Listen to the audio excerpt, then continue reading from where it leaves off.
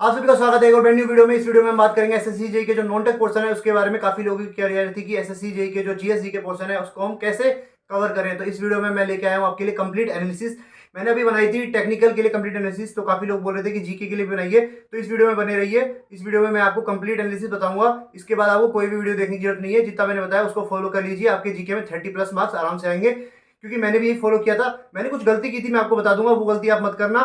जब मेरे 27 मार्क्स आ सकते हैं तो फिर आप 30+ आराम से लेके आ सकते हैं। तो वीडियो को स्टार्ट करने से पहले काफी लोगों की एक और क्वेरी थी कि किसका कोर्स लिया जाए, तो मैं उनको बोलता था कि मैं बताऊंगा आपको देख के। और बीटेक हो गया, दिख नहीं रहा कोई भी स्टेबल कैरियर, घबराओ मत, सरकारी जॉब का रास्ता अभी भी है ओपन। आप सिक्योर करें अपनी जॉब बनकर असिस्टेंट इंजीनियर और जूनियर इंजीनियर, चाहे वो एसएससी जेईई हो, आरआरबी जेईई हो, पीएससी हो, या फिर स्टेट के एजेई एग्जाम। एग्जाम की तैयारी इंडिया के टॉप मोस्ट टीचर के साथ, वो भी अफोर्डेबल प्राइस पे पीडब्ल्यू लेके आया आपके लिए कोर्स, जो कि काफी अफोर्डेबल है। तो 2 कोर्स लॉन्च कर रहा है पीडब्ल्यू, जो कि 10 जुलाई से चालू होगा। पहला कोर्स है अशोका, दूसरा है अभय बैच। अगर आप अशोका बैच ज्वाइन कर रहे हैं तो वो आपको पड़ेगा 1499 का, और अगर आप ज्वाइन कर रहे हैं अभय बैच तो वो पड़ेगा 999 का। मैं बता दूं कि जो अशोका बैच है उसमें पहले आपको थ्योरी पढ़ाई जाएगी, उसके बाद आपको क्वेश्चन प्रैक्टिस करवाई जाएगी। तो काफी लोग पूछते हैं कि क्वेश्चन प्रैक्टिस कहाँ से करें, थ्योरी कहाँ से पढ़े, तो आप ज्वाइन करिए अशोका बैच। और वही अगर आपको केवल क्वेश्चन प्रैक्टिस करनी है, केवल क्वेश्चन लगाने हैं खूब, तो आप ज्वाइन कर सकते हैं अभय बैच। और वो भी काफी अफोर्डेबल प्राइस में, इतना कुछ हाई प्राइस नहीं है, आपको अफोर्डेबल प्राइस में मिल सकता है केवल 10 तारीख से पहले पहले। तो पीडब्ल्यू का कोर्स अगर आपको परचेज करना है तो डिस्क्रिप्शन में मैंने आपको लिंक दे दिया है, उस लिंक पे जाके क्लिक करिए। और मेरा कूपन कोड अगर आप यूज करते हैं RIS250, जो कि नीचे आपको दिख जाएगा, ये देखो RIS250, तो आपको मिल सकता है इंस्टेंट 250 रुपीज का डिस्काउंट। तो स्टार्ट करते हैं। तो मैंने इस वीडियो की एनालिसिस की थी 2016 से लेकर 2021 के पेपर तक की।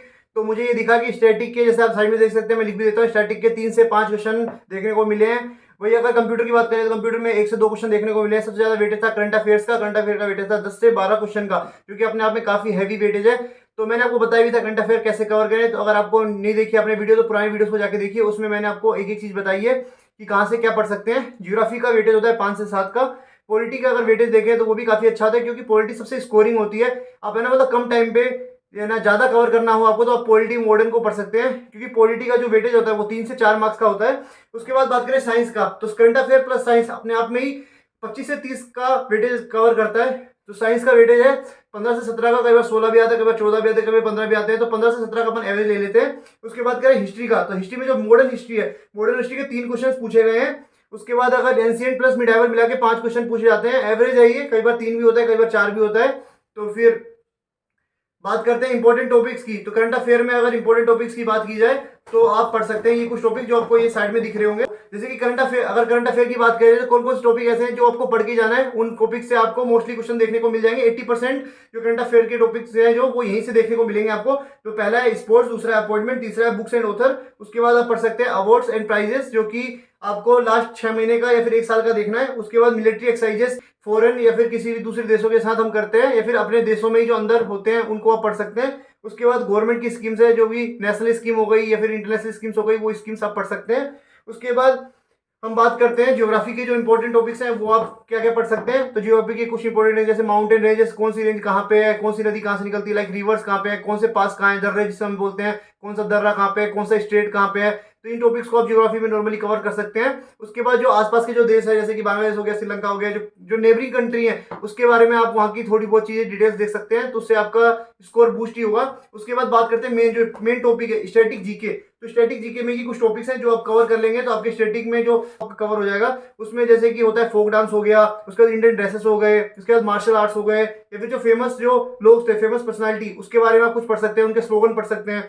उसके बाद जो इंपॉर्टेंट डेज एंड वीक है, जैसे कि कई बार पूछ देता है कि इंटरनेशनल डॉग डे कब है, टाइगर डे कब है, या फिर ये जो प्रवासी भारतीय दिवस कब मनाया गया, उसकी थीम क्या थी। तो ये टॉपिक जो डेज पे है ना, वो भी काफी इंपॉर्टेंट होता है। उसके बाद आप बात करें तो अवार्ड्स, जो कि नेशनल अवार्ड्स है, भारत रत्न हो गया, इस पे लास्ट ईयर भी क्वेश्चन आया था, तो इस बार भी मेरे को लगता है कि क्वेश्चन आ सकता है अवार्ड्स पे। और उसके बाद जो मार्शल आर्ट्स होते हैं, जो मैंने आपको बता ही दिया है। उसके बाद आप पावर प्लांट, जो कि जैसे कौन सा पावर प्लांट कहाँ पे, कौन सा थर्मल पावर प्लांट कहाँ है, कौन सा सीवेज कहाँ पे है, ये सब आपको स्ट्रेटेजी में क्वेश्चन पूछ लेता है यूजुअली। उसके बाद हम बात करते हैं इकोनॉमिक्स। इकोनॉमिक्स से 1 से 2 क्वेश्चन पूछा जाता है, लेकिन अगर आप चाहते हैं तो इस टॉपिक को स्किप कर सकते हैं, क्योंकि इकोनॉमिक्स टफ पड़ता है थोड़ा।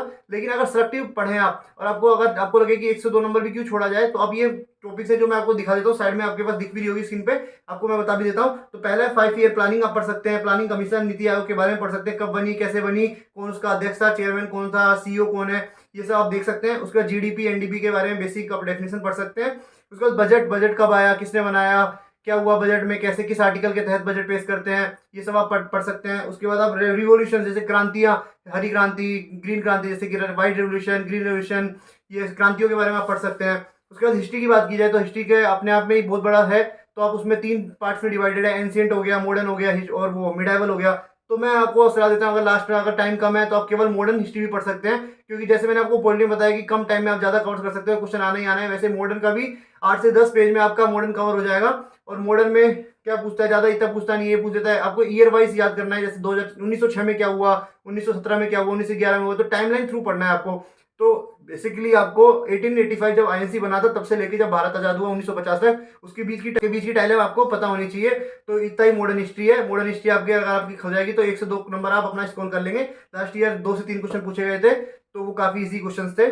उसके बाद क्या बचा, मॉडर्न हो गया। आपको एंशिएंट में क्या पढ़ना है, अगर आपको ज्यादा नहीं है तो आप केवल बुद्धिज्म पढ़ लेना, और ये जो अपने जैनिज्म है उसके बारे में बेसिक थोड़े थोड़े इन्फॉर्मेशन देख लेना कि कब क्या हुआ था। इतना भी आपका एंशिएंट में बहुत है। तो इस वीडियो को यहीं पे खत्म करते हैं। चैनल को सब्सक्राइब और वीडियो को लाइक करें। अगर वीडियो अच्छी लगे तो कमेंट सेक्शन में बताइएगा। और अगर कोई भी क्वेरी है तो मेरा टेलीग्राम चैनल है, उसका मैंने लिंक डिस्क्रिप्शन में दे दिया है, वहां से आप टेलीग्राम चैनल को ज्वाइन कर लीजिएगा। तो वीडियो को खत्म करते हैं, मिलते हैं आपसे अगली वीडियो में।